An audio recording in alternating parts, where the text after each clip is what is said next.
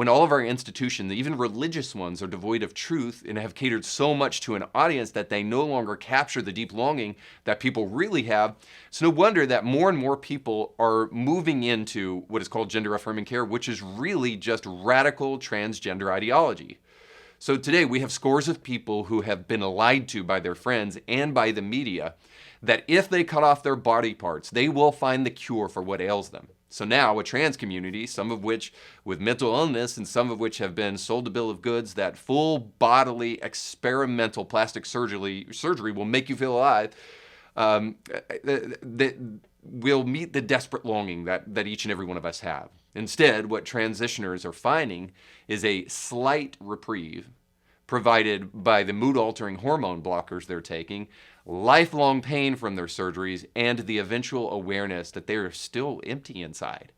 Unfortunately, for many, they find out, too, that a doctor cannot solve their soul's problems, and instead of an answer, they're left with irreversible damage to their external and internal physical body. So because the media will not cover these stories, you're stuck with people like me giving them to you. So I thought it would be good to show you the trend that's still an undercurrent, but will continue to grow more and more and more as gender-affirming care is pushed on, especially young people. I want to show you the undercurrent of people called detransitioners all over social media. So here's just a couple of their stories.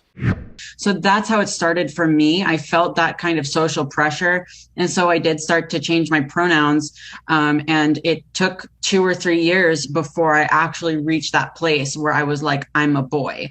And it was this feedback loop of getting that positive response from the other people online every time I would do something that was moving towards changing my gender. We're taking a cosmetic surgery, and we are covering it with LGBTQ glitter.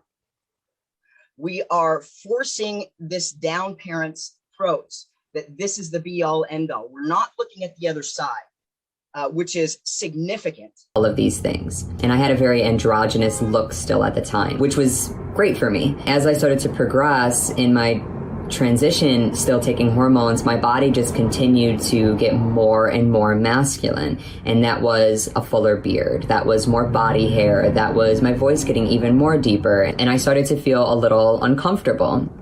I didn't understand why I felt uncomfortable, because I made all of these really amazing decisions and I felt really good in all of those decisions.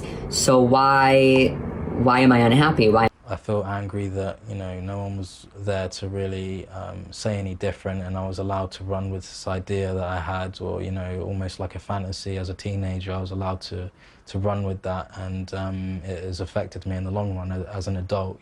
So as you can tell by the clips, detransitioners are those who transitioned and then want to go back to their original sex that they were assigned at birth. So as bad as these stories are and as heartbreaking as they can be, the lies perpetuated by the media are being perpetuated not just by the media, but also by the White House. And here's a clip of the White House doing that very thing.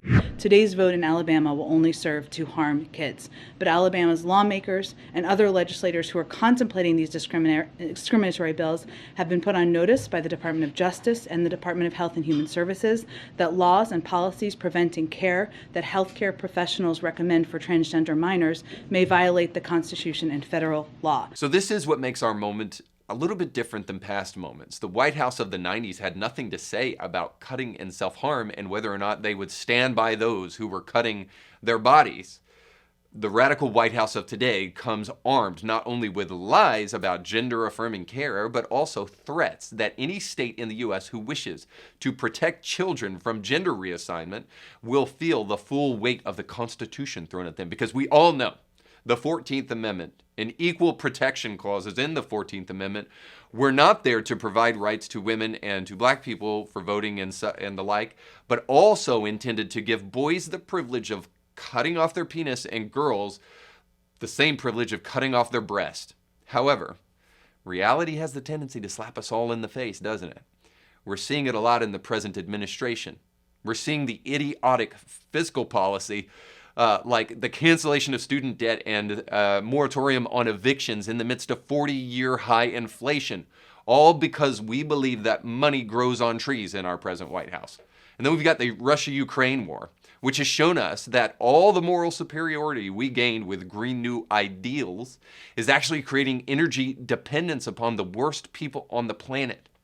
And the most pernicious of all lies is perhaps the transgender myth, along with the pro-choice myth, that you were born in the wrong body and a surgery can take care of it. So obviously the body thing for transgenderism, and for the abortion lobby, surgery can take care of it. So it's this idea that the experts and the scientists, that they can take care of all your woes. And it's as if we think that we can do all of these things without any repercussions, but before our very eyes are the receipts. Now, I know this is a little bit heavy of an episode today, but it's a really serious issue. And so I like to have fun and entertain as much as I can on these shows. But I wanted to show you some things that really do kind of delve into the topic as best as I possibly can.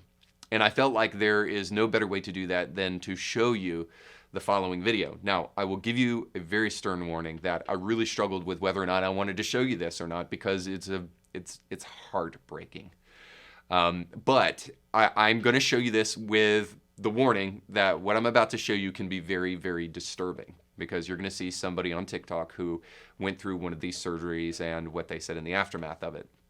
Now, to be fair, they're saying glowing things about it, but it is heart-crushing to see, and I'll explain why after I show you the clip. But fair warning, you can always do the skip button and move forward if you don't want to see this, but I felt like it was important for you guys to see the following clips. So here is a clip from a TikToker who just went through a gender transition surgery. This is a girl who is trying to become a boy, and they had their uterus and ovaries removed, so here's that.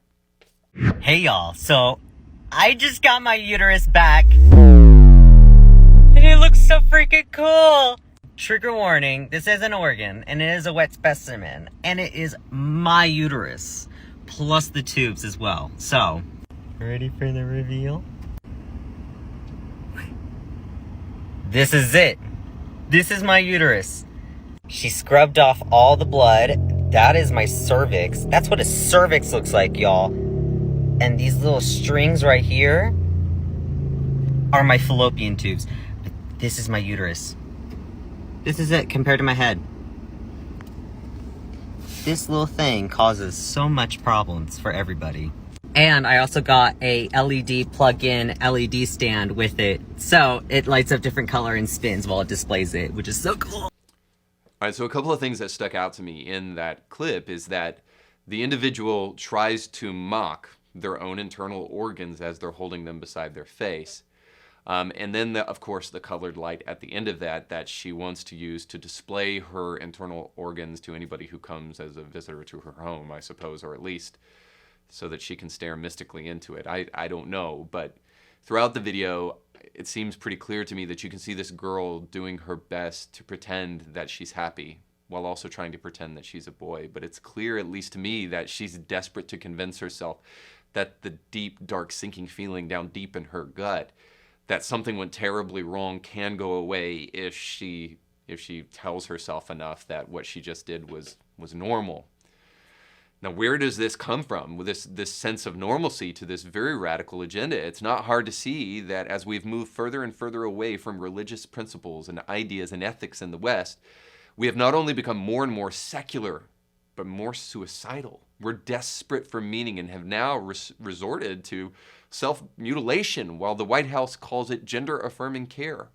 The you do you generation didn't think there'd be long-term consequences for killing off the faith that provided meaning and purpose for hundreds of generations and for thousands of years. But here we are watching these hopefully still shocking videos.